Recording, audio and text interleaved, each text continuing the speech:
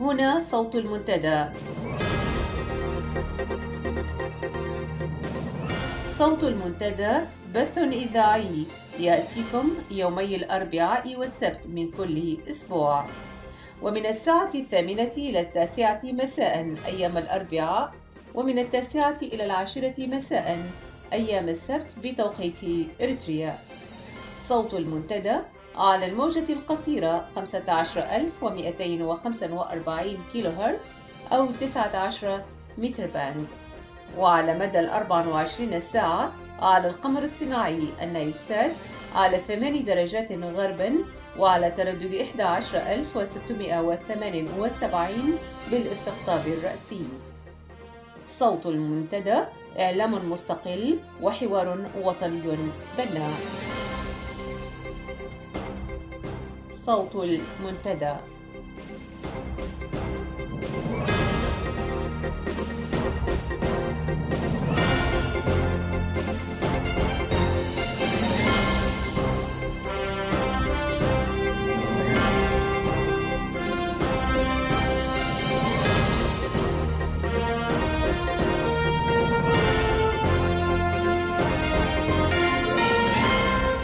المستمعون الكرام في داخل الوطن وخارجه وفي كل مكان، مساء الخير. معكم أمل علي وفريق إذاعة صوت المنتدى لمساء هذا اليوم السبت 20 من ديسمبر. أعزائي المستمعون، ببالغ الحزن والأسى تنعى أسرة المنتدى الفقيد المناضل الأستاذ عمر جابر، والذي توفي صباح يوم أمس الجمعة في مدينة ميلبورن بعد معاناة مع المرض. رحمه الله وتقبله بوافر رحمته، وألهم أهله وذويه وأصدقائه والوطن الصبر والسلوان. سنتحدث عن الفقيد في نشرة الأخبار، وبعد ذلك لاحقا في برامجنا ستتابعون إعادة للقاء كنا قد أجريناه معه قبل عدة أشهر حول آرائه ومقترحاته في قضايا كثيرة. تتابعون الآن مباشرة نشرة للأخبار، يلي بعد ذلك لقاء قصير أجريناه على هامش تظاهرة الدنمارك، حيث تجمع عدد من الإريتريين احتجاجا على قرار محاولة إعادة الإريتريين إلى وطنهم. نتمنى لكم متابعة طيبة وأهلا بكم.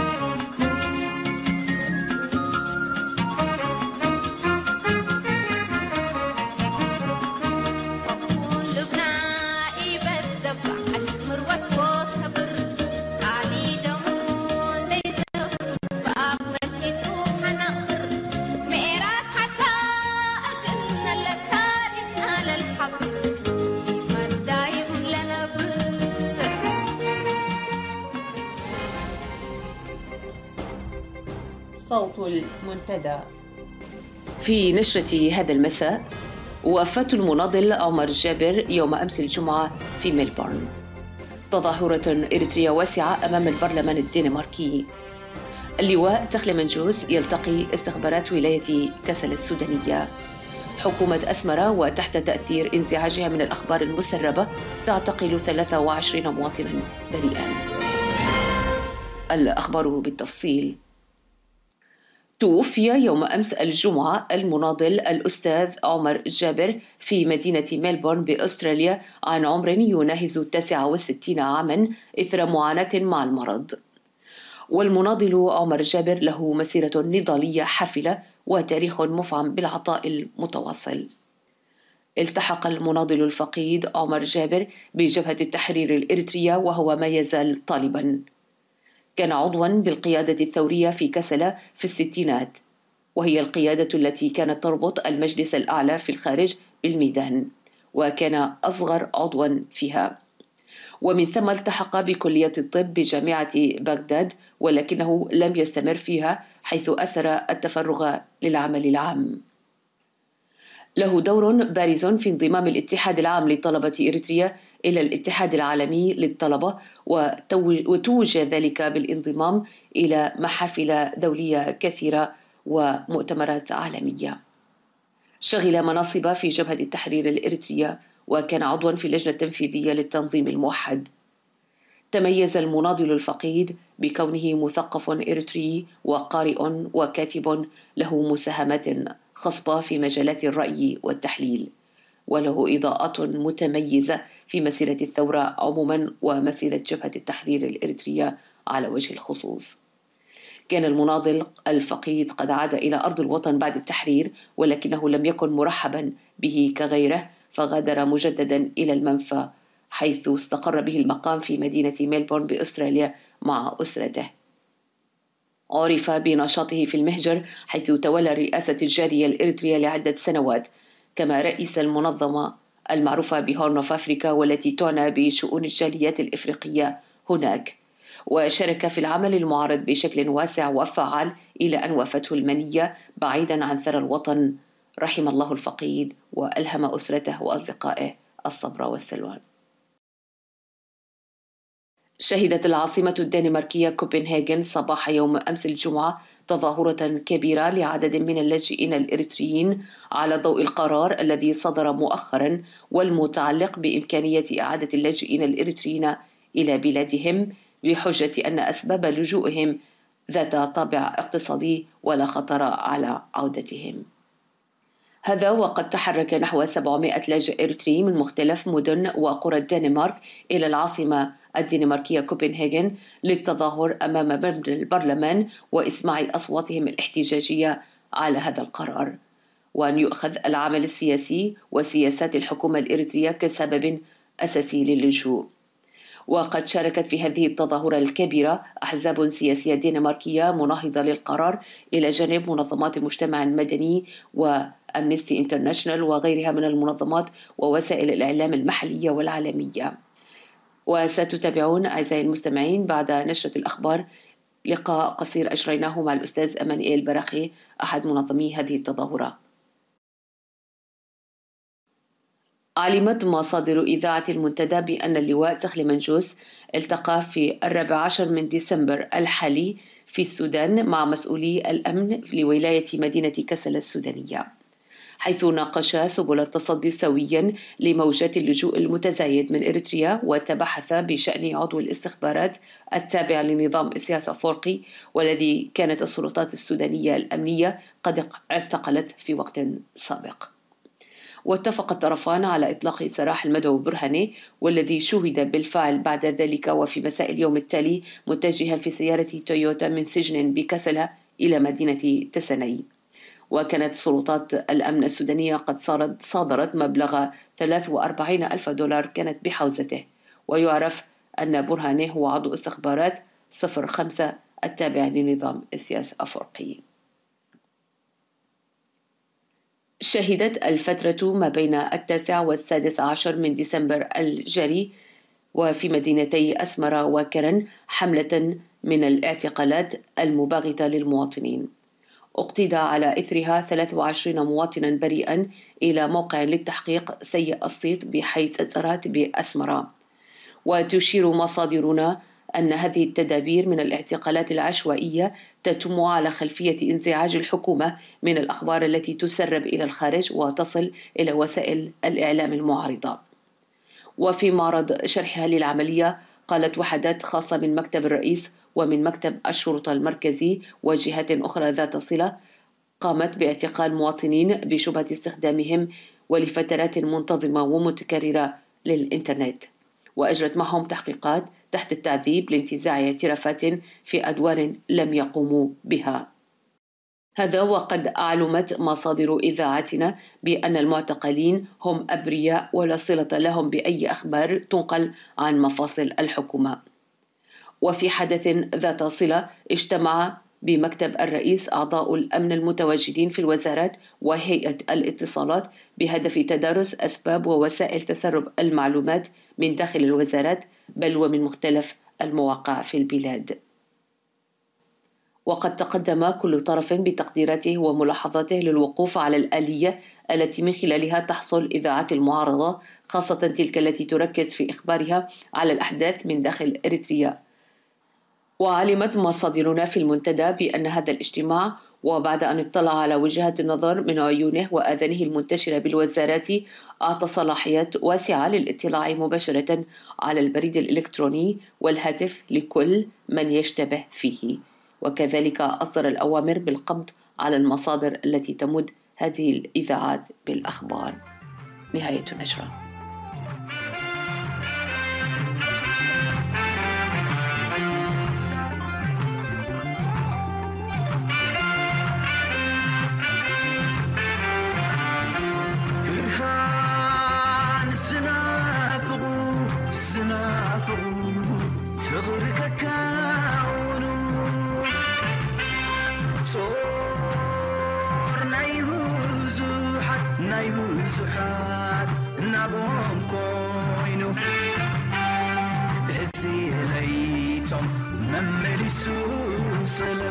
سلام دفنو نصوحات زمن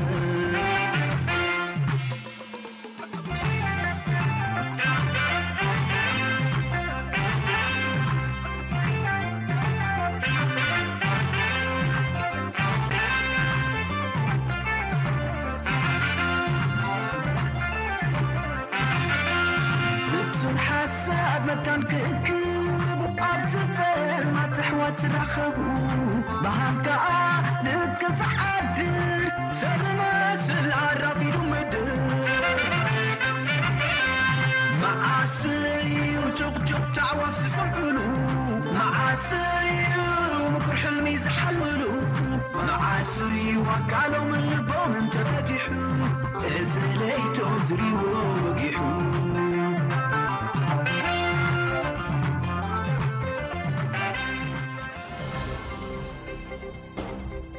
صوت المنتدى.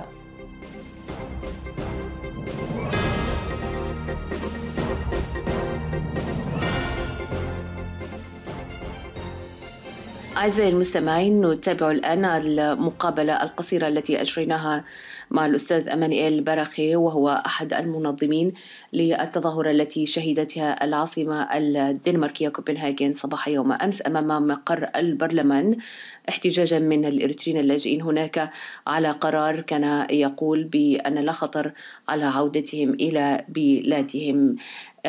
أشكر لأمانويل إعطائه الوقت لي ونتابع معا. مرحبا واشكركم لاتاحه الفرصه. يا اهلا بك. نحن مجموعه من النشطاء هنا.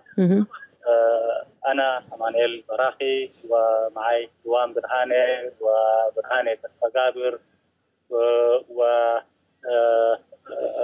حكايه بتاعت يمكن 12 كوميتي ما اذكر اسمائهم كلهم. نعم. بذكر مثلا ولدو واسمروم وجون وديفيد وعبدو ومسفن. هذول الكوميتي ولا اللجنه اللي تم اختيارها من كل المعسكرات واللي كان بتعمل الكوردينيشن معنا نحن. نعم. نجهز للتظاهره دي. نعم. طيب احكي لنا منال، ايش اللي قاعد يحصل؟ حدثنا عن التظاهرة، كم عددها، وين انتم، يعني ايش برنامجكم؟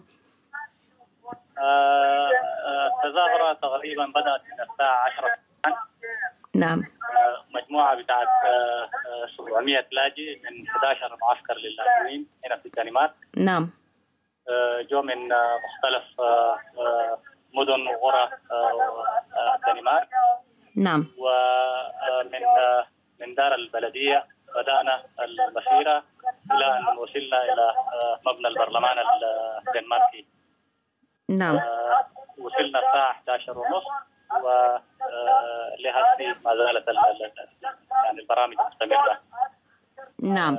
بعد ما جينا تقريبا بربع ساعة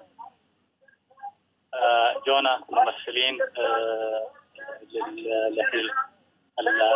رئيسة الحزب انهيد سليستن وال SF اللي هم سوشياليستيك فولك بارتي،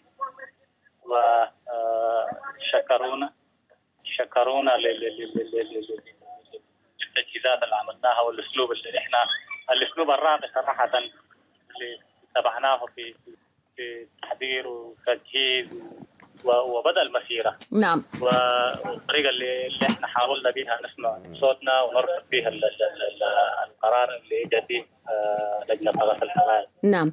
طيب أمانيل، نرجع شوية للقرار وأسباب التظاهرة، يعني للناس اللي ما تابعوا، يعني اشرح لنا شوية يعني إيه السبب بتاع التظاهرة دي وكيف الناس طلعت وإيش الخطوات اللي عملتوها أنتوا هناك في كوبنهاجن عشان توقفوا قرارهم في ترحيل الإريتريين. والله كان رد فعل طبيعي بعد ما الشباب في المعسكرات المختلفة نعم عرفوا بمحتوى القرار، انه كان قرار ما يعني ما يذكر الحقائق اللي موجودة في اريتريا اللي نعم. يعني اوضاع الشباب بصفة عامة في اريتريا نعم. الوطنية والسجون كل الاشياء اللي بيتعرض لها الشباب. نعم. نعم. فالقرار كان القرار كان طبعا ما في محله. نعم. وترجم للتجرينيا والعربية. نعم. في المعسكرات كلها.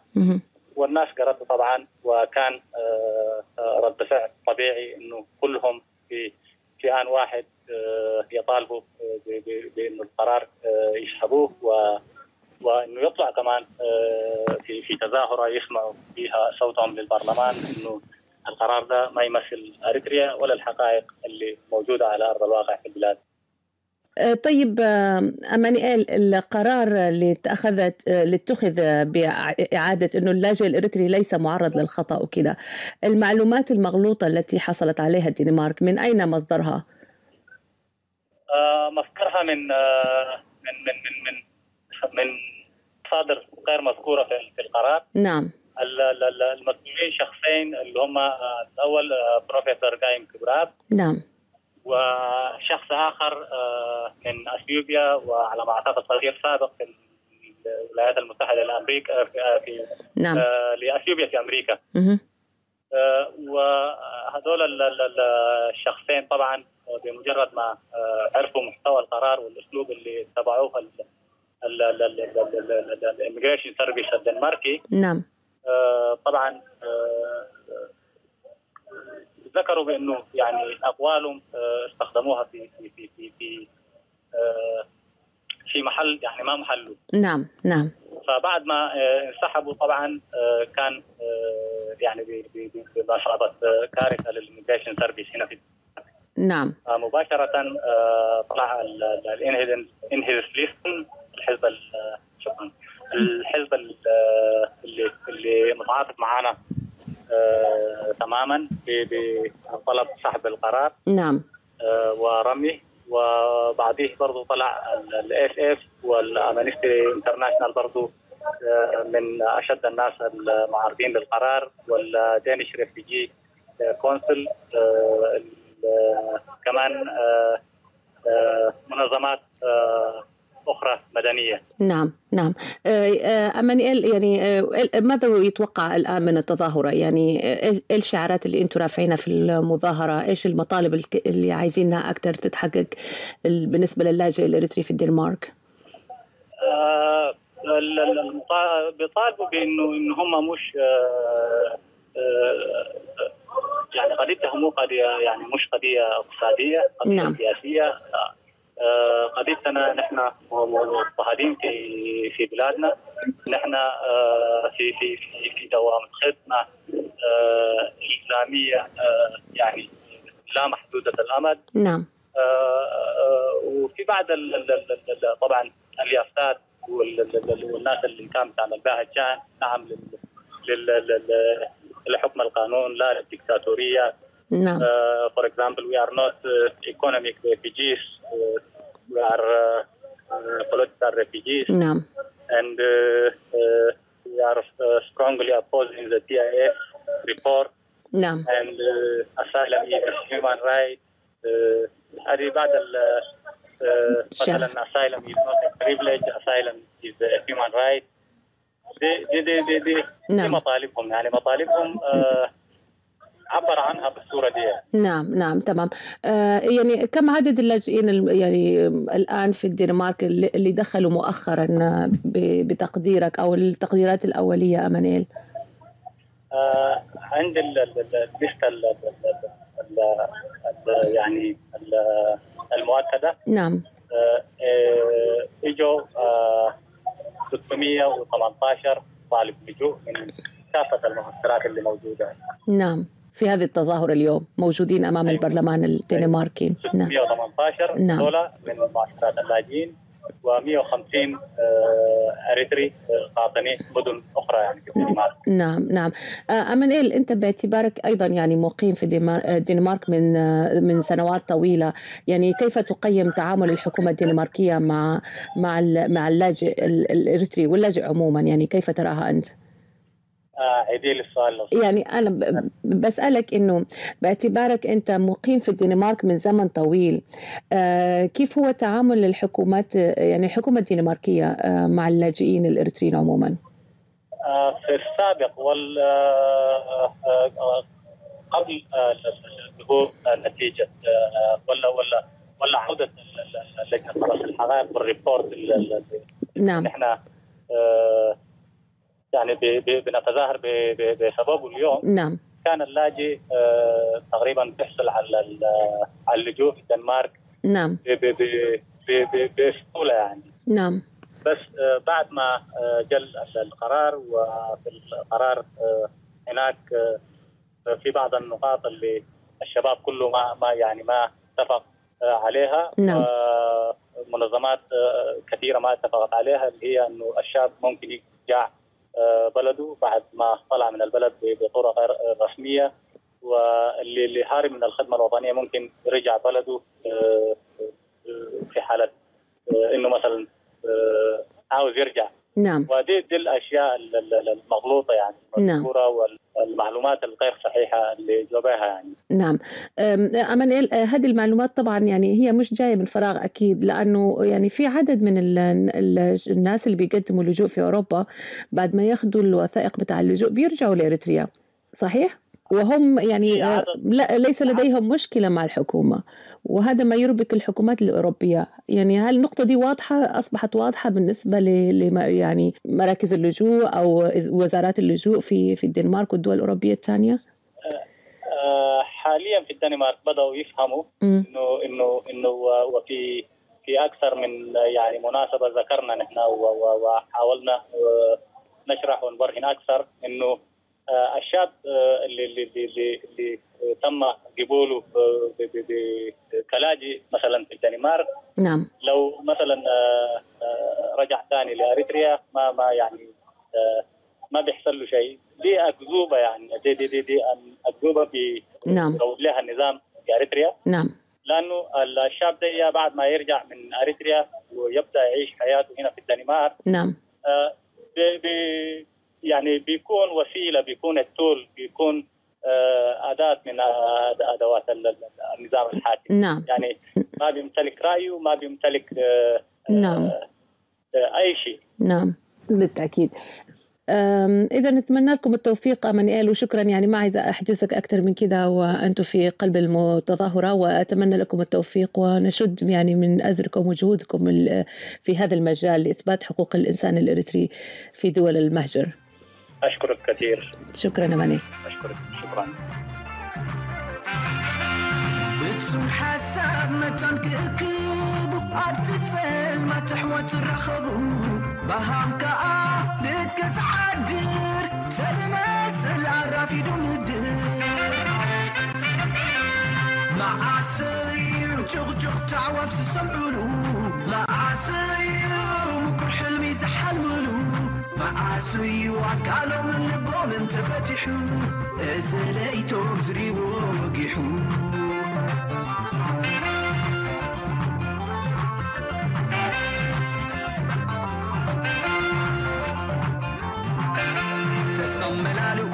بعتم نظروا قرقوا وشتم انتموا عين البو مزدفن تقللوا عبتك وتع وريح حبلو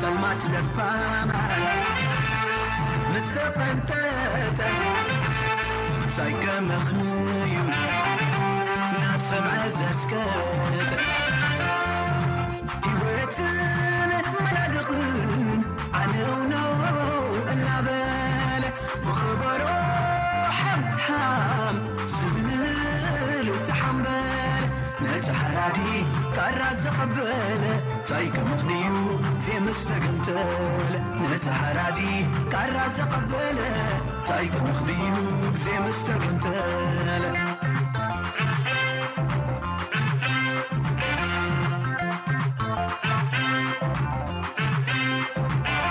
ليت الإقامات تسفاوت تنوح انبال وحنا يترب شؤون دقيق شؤون دلاي فتحي زهر ليت الإقامات تسفاوت تنوح انبال وحنا يترب بقال تبوح حلمي شؤون دقيق زهر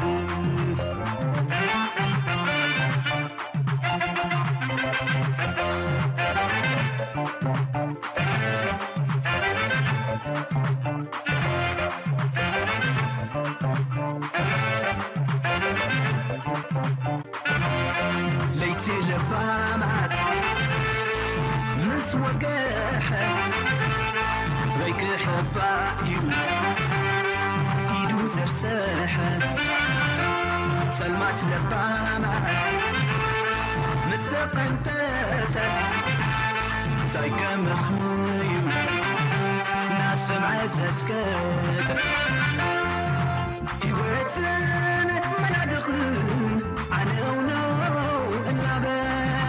بخبرو حم سبل وتحمل نتحرادي كراز قبل تايكا مخنيو زي مستقنتل نتحرادي كراز قبل تايكا مخنيو زي مستقنتل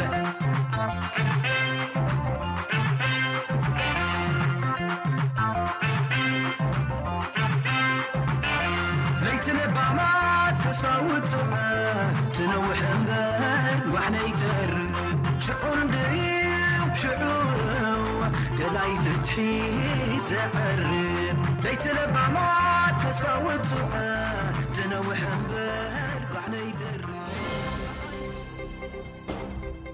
صوت المنتدى.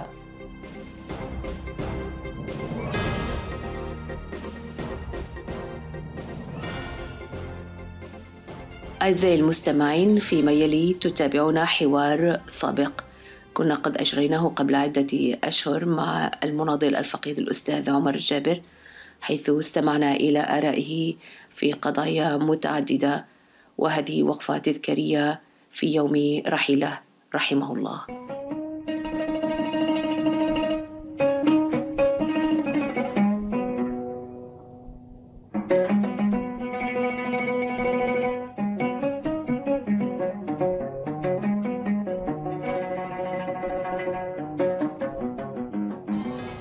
أعزائي المستمعين، مساء الخير. أحييكم في حوار المنتدى مجددا، ونستضيف اليوم الأستاذ عمر جابر، وهو رئيس المنتدى الإريتري للتغيير، وناشط وكاتب وغني عن التعريف. في البداية أرحب بك أستاذ عمر، وأشكر لك قبول الدعوة والقدوم إلينا في صوت المنتدى لنتحاور معك عن المشهد السياسي وعن ما يحدث في الساحة الإريترية عموما، فأهلا وسهلا بك. أهلا وسهلا، وفي البداية التحية لصوت المنتدى، وأتمنى أن تواصلوا رسالتكم النبيلة حتى تحقيق الأهداف العامة. شكرا لك أستاذ عمر. دعني أبدأ معك من آخر التطورات على المشهد السياسي، وبعد مرور 23 عاما واليوم نقف نحن على عتبات خطاب سلطوي جديد له تداعيات كثيرة، مثلا يدعو إلى إقامة دستور جديد ويتجاهل الواقع الذي يعاني منه الشعب، بالإضافة إلى واقع مأساوي لا يغيب عنك ولا عن أي إريتري متابع من سجون وتشريد ويعني وضع مأساوي. أريد منك أستاذ عمر أن تقيم لي بشكل عام كيف ترى أنت المشهد السياسي اليوم على عتبة 23 عاما؟ بداية أنه إريتريا كدولة وكشعب دخلت في نفق مظلم نعم. منذ فترة طويلة للأسف، والنظام حاول بكل الوسائل أن يثبت أقدامه بالسلطة ضد كل الشرائع وضد كل القوانين وضد كل التراث الإريتري نفسه يعني. نعم. وما لم يستطع أن يحقق شيء أو أن ينجز شيء، أن يبني دولة حقيقية يعني. ووصل إلى مرحلة العجز التام، وأصبح محاصر خارجيا من دول إقليمية ودولية، وليس لديه ما يقدمه نعم. أو ما يبرر به استمراره في السلطة. نعم. أكذوبة الدستور هذه فقط لكسب الوقت ولدغدغة عواطف بعض الناس للأسف، اللي يحلموا أنه يمكن تغيير هذا النظام أو يمكن أن يغير نفسه هو يعني. نعم. الدستور وثيقة أو عقد اجتماعي بين الشعب والسلطة، وتأتي بموافقة واتفاق وحوار بين كل مكونات المجتمع، وتتطلب مناخ عام تتوفر فيه الحريات العامة والخاصة. نعم. من حرية الصحافة والحرية الشخصية والقوانين التي تسير المجتمع، ثم كتتويج لكل العملية دي يأتي الدستور. هذا غير موجود في إريتريا. نعم. ورئيس النظام نفسه أكد قبل فترة قصيرة، قال من يحلم بالديمقراطية في إريتريا عليه أن يبحث عنها في كوكب آخر. نعم. إذن هذا لا علاقة له بالديمقراطية. الدستور ده سيفرض وثيقة مثل بعض الدول الأفريقية، حتى هيلي سلاس كان يعطي دستور لشعبه، لكن الدستور ما كان يقيد هيلي سلاس أو نظامه، كان يقيد الشعب. نعم. فهذه أكذوبة للأسف لا تنطلي على الواعين وعلى شعبنا الذي خبر هذا النظام. والمأساة إنه هذا الرجل يحكم بالحديد والنار، بالسلطة المطلقة اللي غير مقيدة ولا يمكن أن تقيد بأي دستور. نعم. هذا المشهد الداخلي الإريتري. نعم. طيب أستاذ عمر، ولكن يعني نلاحظ اليوم رغم كل ما نعرفه عن النظام وقمعه وعجزه وعزلته، لكنه يحاول. يعني اليوم وأنا أتحاور معك هو في مصر رئيس النظام، ويحضر مراسيم تتويج الرئيس المصري السيسي. يعني ماذا نقول في وضع كهذا؟ يعني النظام ما زال يتحرك. يعني هل نحن واعيين لماذا يحدث حقيقة؟ هل هو فعلا ضعيف؟ هل هو فعلا ممزق؟ حتى النظام الضعيف إذا وجد من يحتضنه نعم. وينتشله ويستخدمه فيتحرك. النظام المصري دخل في معركة مع النظام الإثيوبي. نعم. وبالتالي أقرب دولة له في هذا الصراع هي إريتريا. من هذا المنطلق يحتضن النظام الإريتري، أما ما مش بإيجابيات والنظام الإريتري وفاعليته أو دوره في المنطقة إطلاقا يعني. طيب. هذا دور مصري بحت يعني. نعم، ولكن ألا ترى أستاذ عمر أن هذا الدور المصري والدور الذي تحكمه أيضا مصالح ممكن أن يخدم ويطول في عمر النظام؟ وفي هذا الواقع ماذا على المعارضة أن تفعل؟ لنبدأ من هنا. في الواقع ما يطول عمر النظام هو ضعف المعارضة الإريترية. نعم. وللأسف هذا واقع موجود. المعارضة الإريترية لم تستطع أن تحرك ساكن تجاه النظام الإريتري حتى الآن، وبالتالي وجد مساحة ووجد وقت لتنظيم صفوفه، وكل ما وقع في مأزق يستطيع أن يخرج منه يعني. نعم. فضعف المعارضة هو البداية، لابد من تقويتها، لابد من وحدتها، لابد من اتباع نهج جديد في مقاومتها للنظام الدكتاتوري. أما البقية في إطار العلاقات الإقليمية النظام معزول بالتأكيد، ليس له أصدقاء يعني. نعم. إذا عدنا إلى موضوع المعارضة، هناك تنظيمات معارضة كثيرة، وهناك يعني منظمات مدنية وحقوقية وناشطون وإلى آخره. بالرغم من أن الوعي قد ازداد، وبالرغم من أن النشاط الذي يصب في اتجاه الكشف عن انتهاكات حقوق الإنسان الإريتري أصبحت أفضل، وأصبح العالم أكثر يعني علما بها، إلا أن الخطاب المعارض والعمل المعارض ما زال كما قلت ضعيف. يعني برأيك أستاذ عمر، وأنت يعني فعال في المشهد السياسي لسنوات طويلة وتكتب دائما، يعني ما هي نقاط الضعف؟ أين الخلل في أن المعارضة ما تزال بالفعل عاجزة أن تكون أكثر فعالية، بينما النظام في أي فرصة يفعل نفسه ويحاول قدر الإمكان أن يكون موجودا؟ يعني أين الخلل في المعارضة؟ إذا كنا نريد أن نعرف الخلل لابد أن نرجع قليلا للوراء. نعم. خلفية المعارضة، كيف نشأت، كيف بدأت. هذا التجمع كان بدأ في السودان، التجمع الوطني الإريتري كمعارض، وبعد أن أقبل السودان أبوابه عليها هاجروا إلى إثيوبيا. تلك الهجرة في الواقع لم تكن مخططة ولا محسوبة، كانت نجاة بالذات، كانوا يحاولوا أن ينجوا بأنفسهم. نعم. وبالتالي عاشوا في إثيوبيا يحاولوا أن يجدوا مكانا للوجود فقط. نعم. ليس للتفعيل ولا للبناء يعني. بعد مؤتمر أواسا ومجيء المجلس الوطني، هذه كانت خطوة إنه التحالف الديمقراطي أن يحل نفسه ويذوب في داخل المجلس الوطني وتكون المظلة مظلة واحدة. نعم. لكن بالعكس التحالف الديمقراطي احتفظ بكياناته، بمنظماته، بميزانياته، وأصبح منافس للمجلس الوطني. نعم. أصبح لنا معارضة برأسين بدل رأس واحد. والله هذا خلل كبير. النقطة الثانية، لا توجد إرادة الحقيقة حقيقية، إرادة للتغيير. ودي نقطة يمكن شوية الناس يتحسسوا إنه يذكروها يعني. فرق بين الإرادة وبين النوايا الحسنة. نعم. أنا لا أقول إنه لا يمتلكوا نوايا حسنة، كلهم يتمنوا النظام يزول ويرجعوا إريتريا، هذا لا، غير كافي. لابد أن يكون عندك إرادة التغيير. نعم. في عملك اليومي، في اتصالاتك، في خطابك، في علاقاتك، هذا غير موجود. نعم. نمرة 3 يعني الأولويات اختلطت. ما هي الأولويات لدى المعارضة؟ اختلطت عليهم، وبالتالي الصراعات الجانبية والداخلية استهلكت الوقت والطاقة أكثر من إمكانية المواجهة مع النظام. نعم. نمرة 4 فقدان أي حليف إقليمي خارج إثيوبيا. المعارضة ما عندها حلفاء مثل النظام الإريتري. هذه الأسباب الحقيقية لضعف المعارضة. نعم. أيضا يعني عدم تجديد الخطاب المعارض، وأن المعارضة ما زالت عالقة في إرث يمكن مضى عليه أكثر من 30-40 عاما يعني، وعدم قدرتها على استقطاب الشباب.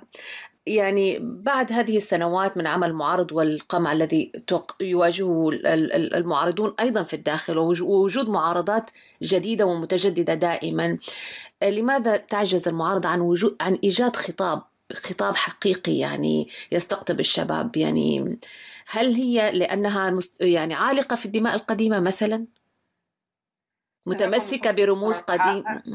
تفضل. لنكن صريحين في النقطة دي.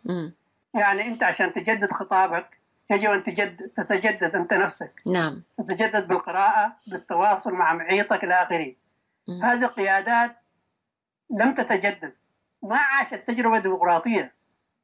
كيف يعني نتوقع منها أن تأتي بتغيير ديمقراطي؟ نعم. وبعضهم لم يقرأوا عن الديمقراطية أصلا. هذه النقطة الجوهرية في النهاية. نعم. أنت عندما ترفع رسالة أو شعار إذا ما كنت تؤمن به وما كنت تمتلك أدوات تنفيذه يبقى حتكون عاجز عن التنفيذ.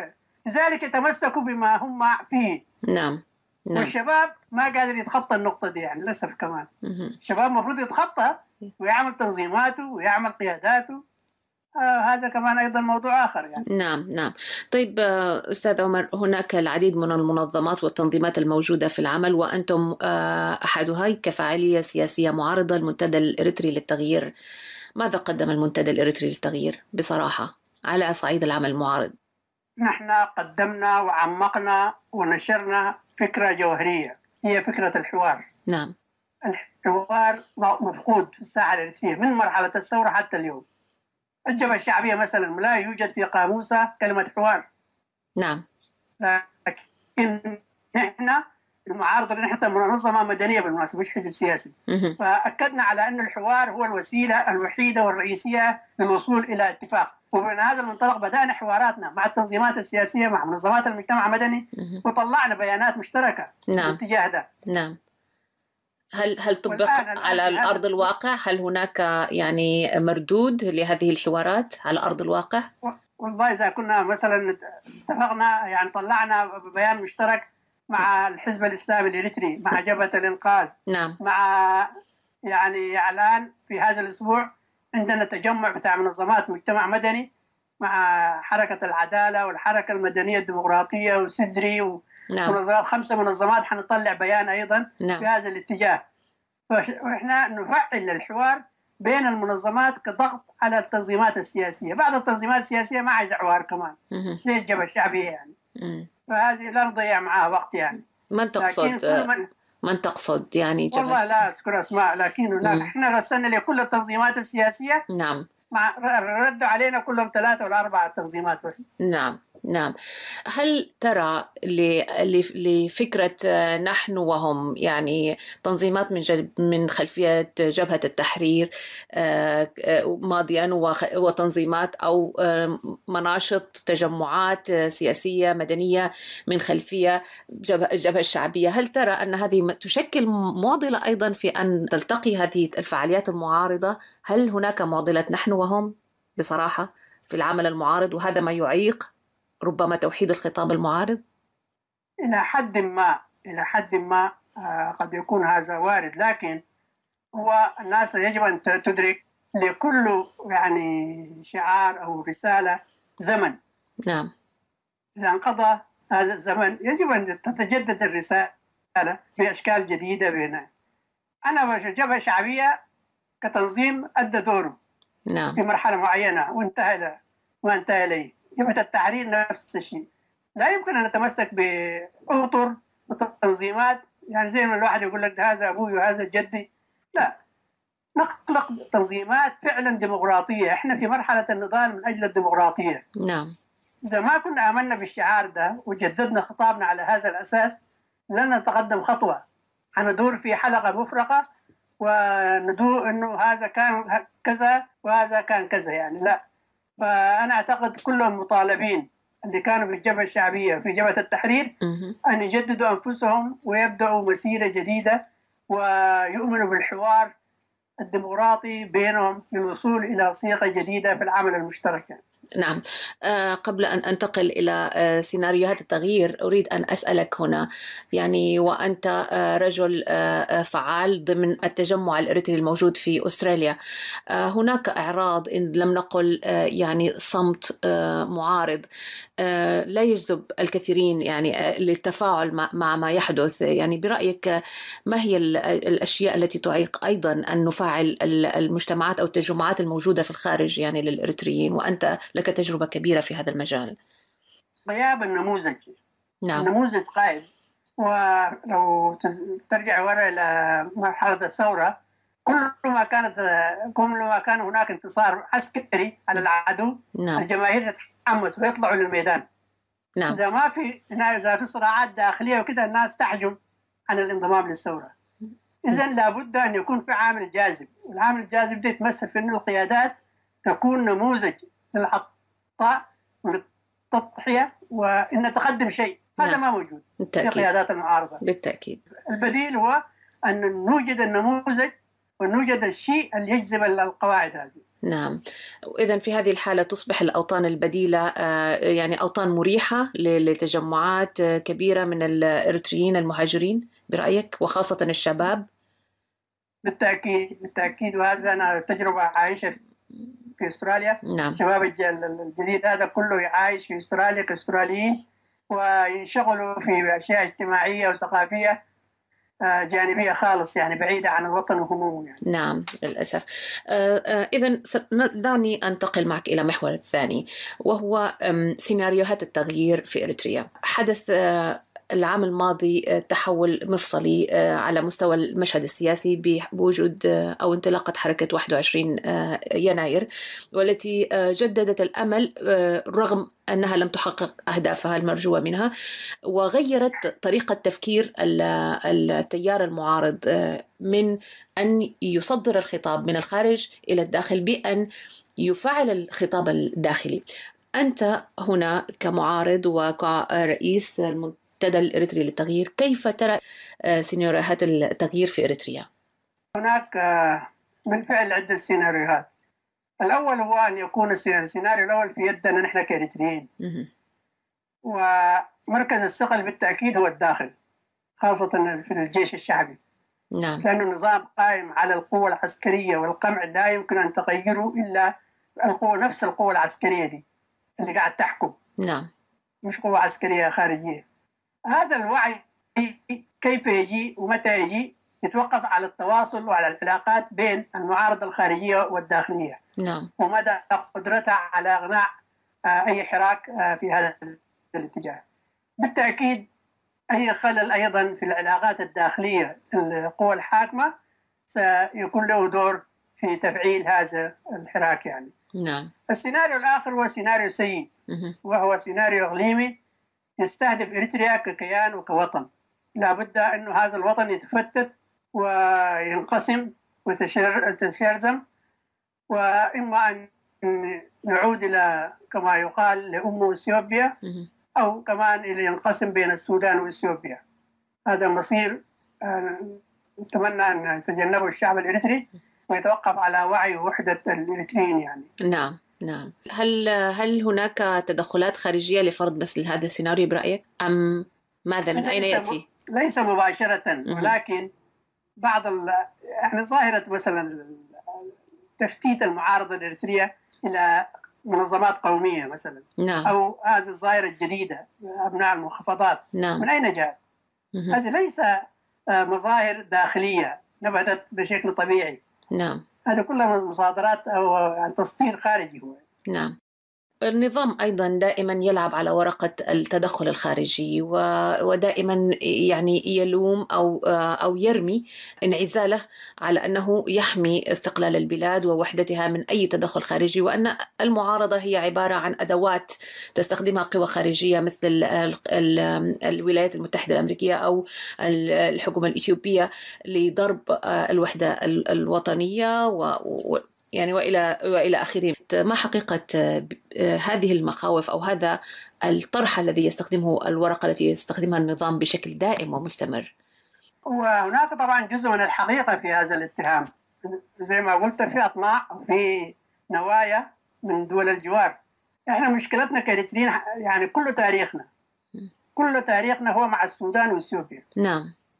أنت لو لاحظت تاريخنا كله بدأ على الجانب السوداني بغزو سلطنة سنار ثم المهدية، والجانب الإثيوبي ناس ألولة يعني على طول نحن كنا ضحية لغزوات خارجية. نعم. عندما قامت الثورة فعلا يعني كانت في موقف صعب، موقف يعني محاصر من كل هذه القوة. نعم. رغم كده انتصرنا انتصار تاريخي، لا زالت النوايا موجودة، لكن الحجة بتاع النظام مشكلتنا أيضا أن النظام ده عاجز تماما عن مقاومة أي شيء خارجي بالدليل وبالتجربة، كما حدث في الحرب الأخيرة بتاع بادمني. عاجز أن يدافع عن سيادة الوطن بدليل تنازل عنها. وهنا المأساة بتاعنا نحن. ولا بالتأكيد هناك نوايا، بالتأكيد هناك يعني مخططات أكبر مننا وأكبر من حجمنا إحنا كإريتريين. نعم نعم، ولكن هنا من يحاجج يعني مثلا أنه هذه ادعاءات فقط للتغطية، وإثيوبيا الآن بغنى ليس كثيرا، ليس من المهم كثيرا بالنسبة لها هذه يعني المنافذ على البحر وإلى آخره مما يدعي الآخرون، أو تفتيت وحدة إريتريا. إثيوبيا كبيرة وتستطيع أن تكون معتمدة على ذاتها وعلى مصادر أخرى، لأن المعادلة في العالم تغيرت، وأن تعرض يعني أرضيتها للعمل المعارض أن يقوم ويتحرك من داخل إثيوبيا لا يعني بالضرورة تدخل يعني مباشر في السياسة الإريترية. هل ترى منطق في هذا الكلام؟ حسنا، دعونا نترك إثيوبيا. نعم. لماذا لا تقوم المعارضة بدورها الأساسي في توحيد نفسها، في تغيير خطابها، في إعداد نفسها إعداد جيد لمواجهة النظام؟ هذا مفقود. هذا كمان أيضا دور إثيوبي؟ لا. إذن فخلل فينا نحن كمعارضة أساسا. نعم. بعدين نجي لإثيوبيا. كل ما قوينا نحن وتوحدنا نقدر نواجه إثيوبيا وغيرها يعني. نعم نعم. كيف يمكن دعم العمل المعارض في الداخل؟ يعني أنتم في المعارضة من الخارج وكل النشطاء، كيف يمكن دعم يعني أو تفعيل عمل معارض من الداخل، وخصوصا بما يتوارد لنا من أنباء أن الشعب يعني قد وصل إلى حده، وأن هناك اختلافات كثيرة أيضا على مستوى الحكومة، وأن هناك عناصر الصف الثاني أو كوادر كثيرة في الحكومة غير راضية ولكنها لا تعرف أو لا تمتلك الأدوات أو الرؤية غير واضحة. كيف يمكن دعم معارضة الداخل برأيك؟ وهناك وسائل عدة بالطبع يعني، وأهمها العمل الإعلامي. نعم. وأعتقد الإذاعات صوتها يصل إلى داخل إريتريا، والكثيرون يعني يتابعون ويسمعون يعني. نعم. وهذا له دور أيضا. نعم. ثم عمليات التواصل والسفر بين السودان وإريتريا أيضا لها دور. هذا التفاعل يعني يرفع الوعي للناس. لكن في حقائق عشان حتى لا نتفائل كثيرا. نعم. النظام الحاكم في إريتريا، الجبهة الشعبية بالديمقراطية والعدالة، هذا تنظيم غير سياسي. نعم. ليس تنظيما سياسيا، إنما تنظيم عسكري 100%. يعتمد على القوة العسكرية والأمنية. فبالتالي الصراع حيصدم بينهم في داخلهم حيكون عسكري. نعم. يحسم بالعسكرية ليس بالحوار يعني. نعم. وهنا المأساة اللي نخشى منها على الوطن ككل يعني. ولكن دور المعارضة يظل الخارجية أن توصل صوتها بعقلانية، وتحاول أن ترفع شعارات تجمع ولا تفرق يعني. نعم. شعارات تنظر إلى المستقبل، مستقبل إريتريا ككل. لأن حتى الآن للأسف مستقبل إريتريا كما يقول معلق في كف عفريت يعني. نعم.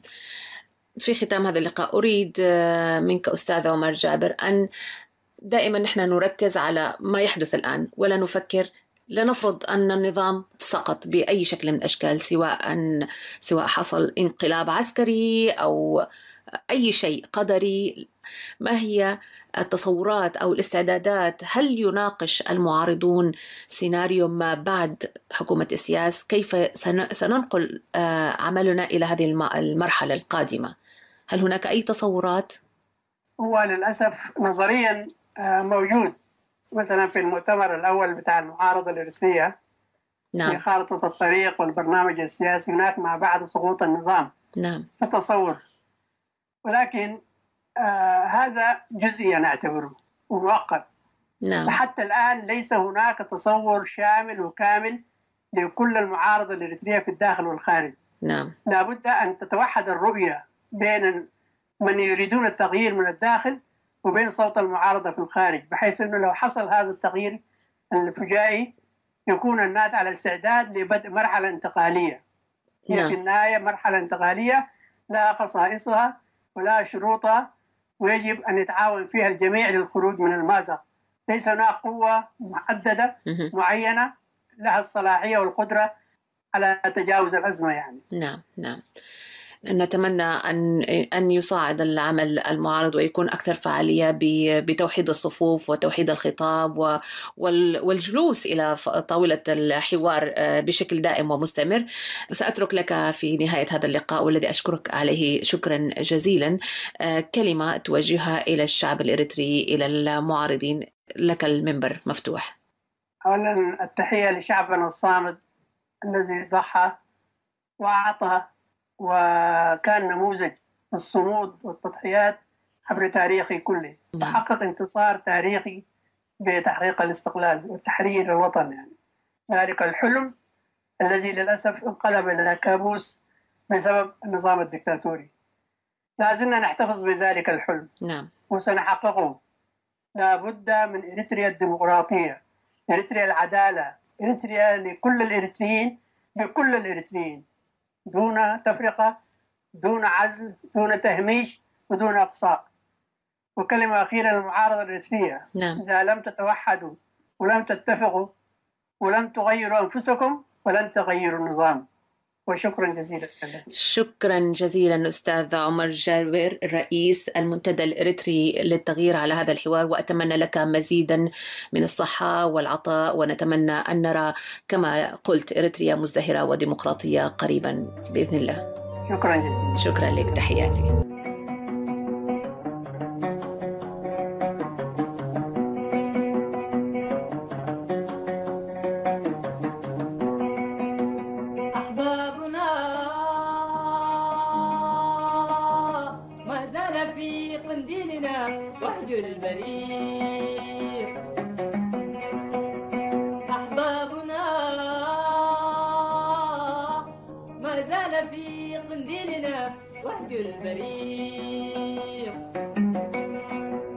لم تخمد الأشواق في أعماقنا لن يستوي لحن الطريق.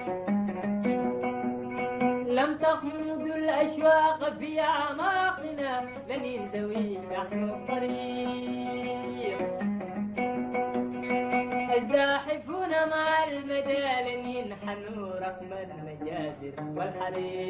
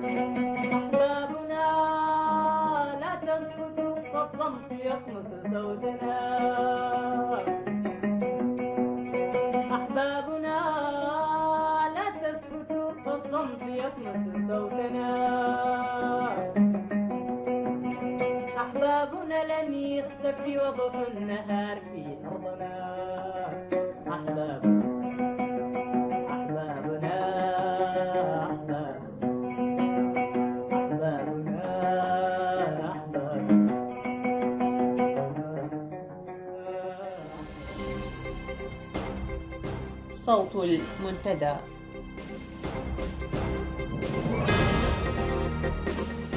أعزائي المستمعين، إلى هذا نأتي إلى ختام ساعة المنتدى لهذا المساء. سأعود وألتقيكم يوم السبت القادم، ويلتقيكم زميلي صلاح الزين يوم الأربعاء، ونتمنى لكم إجازة طيبة وإلى اللقاء.